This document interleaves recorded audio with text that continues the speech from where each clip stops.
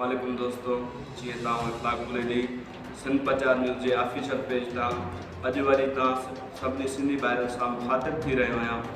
दोस्तों, अॼु हिकिड़ो मां नंढो मौज़ू खणी आयो आहियां, हिकिड़ी नंढी सम्झाणी खणी आयो आहियां, शायदि तव्हांजी ॿुधल बि हूंदी त हिकिड़े ॻोठ में हिकिड़ो शख़्स हूंदो आहे, उनजा 4 पुट हूंदा आहिनि। उहे 4 पुट पाण में छिड़ हूंदा आहिनि, उन्हनि जो पाण में नाहे लॻंदी।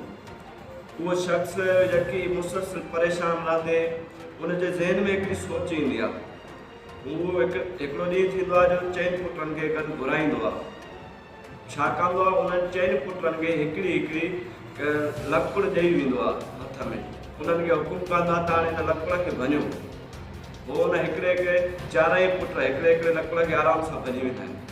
छा कंदो आहे, ॿिया 4 लकड़ खणंदो आहे, उन्हनि खे गॾु करे उहे हिकिड़े हिकिड़े पुट खे ॾेई वेंदो आहे त हाणे 4 भञी ॾेखारियो। पर उन पुटनि 4 पुटनि मां को बि नाहे भञी सघंदो।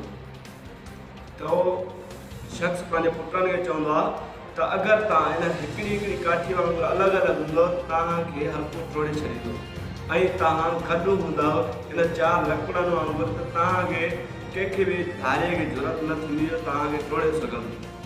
सो दोस्तों, असांखे हिन में इहा सम्झाणी थी मिले त अॼु असां सिंधियुनि जी सूरत हाल बि साॻी आहे।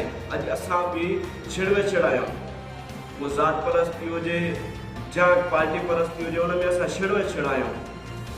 सो असांखे बि हिन शख़्स वांगुरु ईअं ई करिणो पवंदो, असांखे बि गॾु थियणो पवंदो, असांखे मुतहद थियणो पवंदो कराची में, ख़ासि करे सिंध जी कराची में।